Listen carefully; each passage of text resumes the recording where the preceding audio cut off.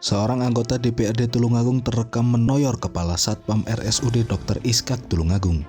Gara-garanya anggota dewan itu dilarang masuk ke rumah sakit karena membawa anak kecil. Dalam rekaman kamera CCTV, kejadian itu terjadi pada Rabu 28 Juni 2023 pada pukul 20.25 menit waktu Indonesia Barat. JT alias Joko, inisial anggota DPRD Tulungagung itu masuk ke arah parkiran Geraha Mandiri. Dia sempat masuk lift bersama seorang laki-laki, menyusul di belakangnya seorang perempuan bersama seorang anak kecil. Joko lalu keluar dari lift karena ditegur oleh satpam yang saat itu berjaga di depan pintu lift. Joko yang mengenakan jaket dan kaos warna oranye membuka masker dan berdebat dengan satpam. Selama perdebatan, satpam itu hanya melipat tangannya ke belakang, sementara Joko terlihat bersemangat. Joko sempat kembali ke arah lift, namun dia balik lagi menghampiri satpam itu. Pada menit 01.05, dalam rekaman video itu, Joko terlihat menoyor satpam. Sementara itu, Kabag Tata Usaha RSUD Dr. Iskak, Eko Sudarmono mengakui kejadian itu. Eko sudah melakukan konfirmasi kepada satpam terkait dan memastikan satpam sudah melakukan kerja sesuai prosedur. Satpam lalu menegur lagi karena Joko masuk dengan membawa anak berusia 8 tahun. Sementara sesuai aturan di RSUD Dr. Iskak ini, usia anak yang boleh masuk sekurangnya 12 tahun. Hal ini untuk melindungi anak-anak dari penyakit menular yang ada di rumah sakit. Kepada satpam itu, Joko juga mengaku dirinya anggota DPRD Kabupaten Tulungagung. Satpam itu ketakutan melaporkan kejadian ini ke manajemen rumah sakit. Padahal seharusnya setiap insiden wajib dilaporkan agar ditindaklanjuti. Kini setelah kejadian itu diketahui banyak pihak rumah sakit sudah melakukan evaluasi kepada satpam itu dan dipastikan tidak ada prosedur yang keliru. RSUD Dr. Iskak juga wajib melindungi pekerja yang sudah melakukan tugasnya secara profesional.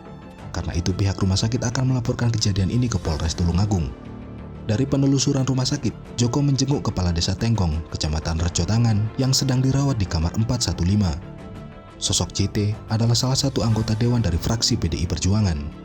JT juga masuk dalam bakal calon anggota legislatif atau bacalek yang diusulkan PDI Perjuangan. Ya Pak, terkait itu kejadian anggota dewan yang memukul satpam RSUD Dr. Iskak itu seperti apa kronologinya? Ya, memang setelah kami klarifikasi terhadap satpam kami, itu memang terjadi kekerasan fisik lah bahasanya. Bahasanya kalau yang bersangkutan membahasakan jeguk gitu. Tetapi kalau dilihat di CCTV itu kayak penamparan ya. Penamparan.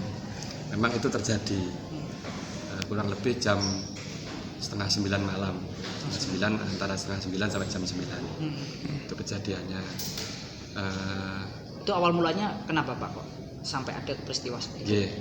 Jadi kejadian di depan lift itu terjadi karena beliau kebetulan dari teman dewan itu memang membawa putranya yang masih berumur 8 tahun. Di aturan kami yang boleh menjenguk istilahnya di tempat rawat inap itu memang umur 12 tahun. 12 tahun baru boleh ya. Sehingga itu diingatkan. Tetapi memang kejadian itu tidak hanya bermula dari situ. Kejadian itu juga awalnya beliau itu di luar itu merokok. Jadi sempat diingatkan oleh satpam bahwa di lingkungan rumah sakit tidak boleh merokok.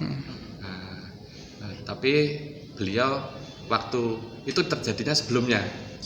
Sebelum masuk ruangan itu ya? Sebelum masuk ruangan itu di luar ya, di tempat parkir beliau merokok, kemudian diingatkan tidak boleh merokok. Akhirnya sempat cek mas tak rokok jilut baru dimatikan. Setelah kejadian itu baru beliau dan keluarga masuk ke Geraha Mandiri. Naik lift terus membawa putranya. Diingatkan putranya karena memang di lingkungan di atas itu kan ada yang infeksius dan untuk anak-anak resiko tinggi, sehingga di aturan kami kan memang tidak diperbolehkan, hingga ditegur ya satpam. itu pun kami sudah memastikan komunikasinya bagaimana. Sampun Pak, kula nggih sudah berboso istilahnya. Pak, mboten angsal bawa anak sudah, jadi tidak kami pastikan menanyakan ke yang bersangkutan tidak dengan komunikasi kasar.